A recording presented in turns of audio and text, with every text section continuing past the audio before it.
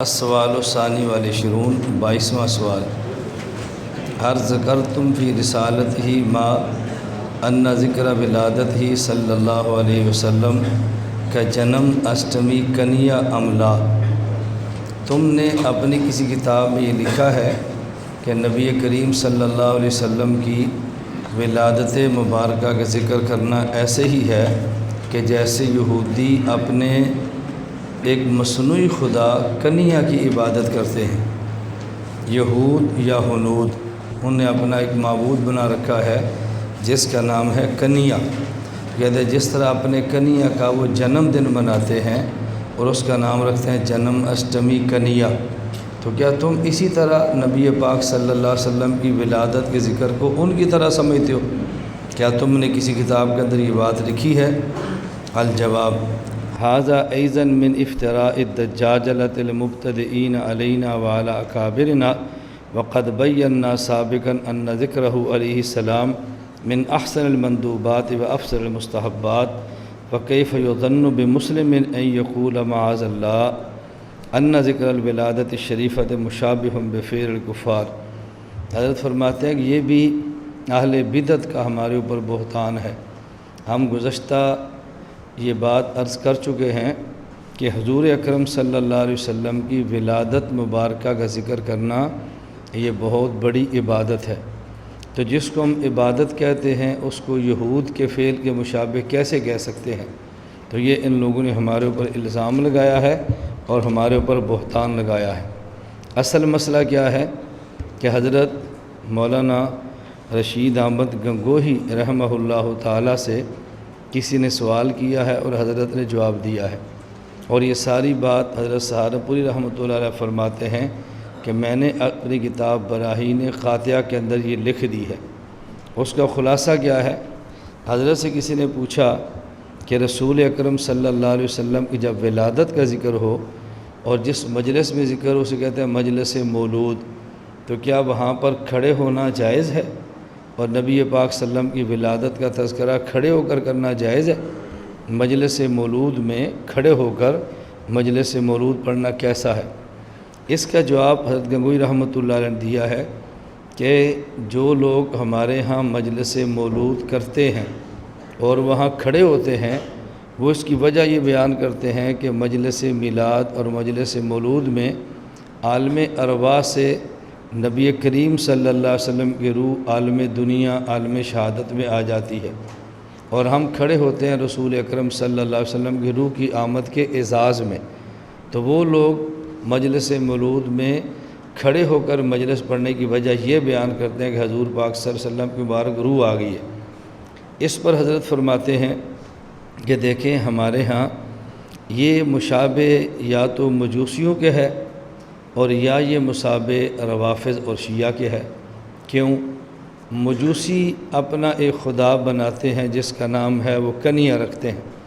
اور وہ کہتے ہیں کہ جس دن ہمارا یہ کنیا پیدا ہوا تھا اس کی تاریخ یہ ہے، اور ہر سال جب اس کی تاریخ آتی ہے تو اس پر یہ لوگ سارے کام ایسے کرتے ہیں جیسے حقیقتاً بچے کی پیدائش پہ کیے جائیں۔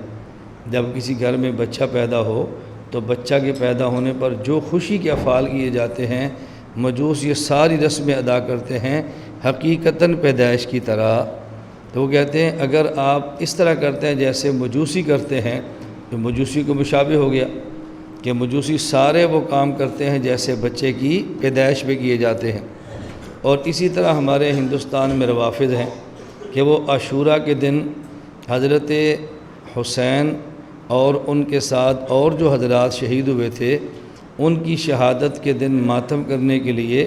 عاشوراء کے دن وہ سارے کام ایسے کرتے ہیں جیسے حقیقتاً میت کے ساتھ کیے جاتے ہیں، کہ وہ اس دن ایسا کرتے ہیں کہ نعش بناتے ہیں، مصنوعی نعش بناتے ہیں، اس کو کفن دیتے ہیں، اس پہ خون لگاتے ہیں، وہاں پہ فتح کے جھنڈے گاڑتے ہیں،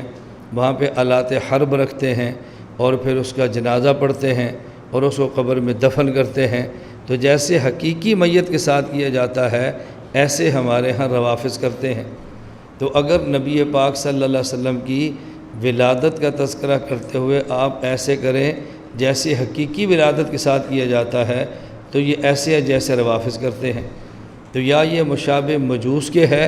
وہ کنیا کا جنم مناتے ہیں تو ایسے کرتے ہیں، اور یا یہ مشابہ روافظ کے ہیں کہ جب وہ حضرت حسین کا عاشوراء کا دن مناتے ہیں تو پھر وہ ایسے کرتے ہیں۔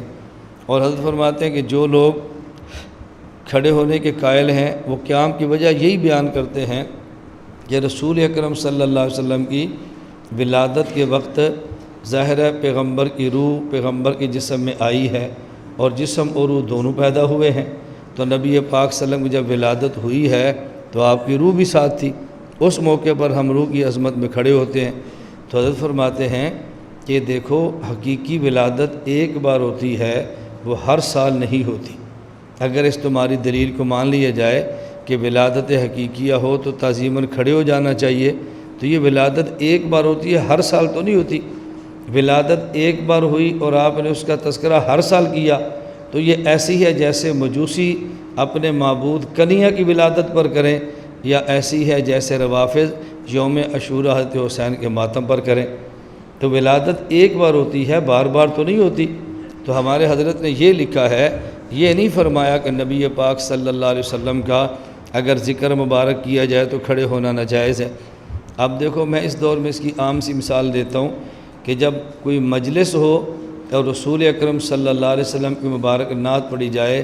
تو ہمارے ہاں نعت پڑھنے والا کبھی بیٹھ کے پڑھتا ہے، کبھی کھڑے ہو کے پڑھتا ہے۔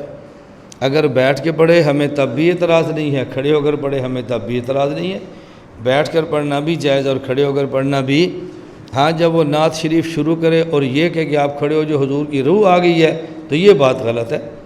بغیر اس عقیدے کے ویسے کھڑے ہو کر پڑھ لیں تو اس میں کوئی حرج کی بات نہیں ہے۔ حتیٰ کہ نعت شریف کے علاوہ رسول اکرم صلی اللہ علیہ وسلم کا مبارک تذکرہ کرنے والا ہمارے یہاں خطیب بھی کبھی بیٹھ کے کرتا ہے، کبھی کھڑے ہو کے کرتا ہے۔ لیکن وہ کہ جی آپ سب بیٹھے ہیں اب کھڑے ہو جو میں درود پڑھنے لگا حضور آگے ہیں، یہ بات غلط ہے، ہم اس کے قائل نہیں ہیں۔ اس لیے حضرت فرماتے ہیں ہمارے اوپر بہتان اور افتراء ہے، ہم مجلس میلاد میں رسول اللہ صلی اللہ علیہ وسلم کا ذکر ولادت کھڑے ہو کر لیں تب بھی ہمارے یہاں گناہ نہیں ہے، اور بیٹھ کر لیں تب بھی گناہ نہیں ہے۔ جیسا مناسب مقام ویسا ولادت کا تذکرہ کرنا کوئی حرج کی بات نہیں ہے۔ اس پر کل تفصیل سے بات ہو چکی ہے کہ ہم نبی کریم صلی اللہ علیہ وسلم کی ولادت تو بہت بڑی بات ہے، بلکہ آپ کے نالین مبارک کا تذکرہ کرنا اور جس سواری پر آپ سوار ہوتے تھے اس کا بول کا تذکرہ کرنا، سواری کے بول کا،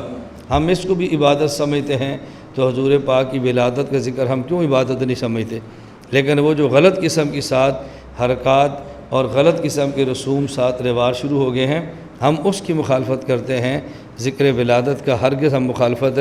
نہیں کرتے۔ لا الہ الا اللہ، لا الہ الا اللہ، لا الہ الا اللہ، ما لنا رب سوا۔ لا الہ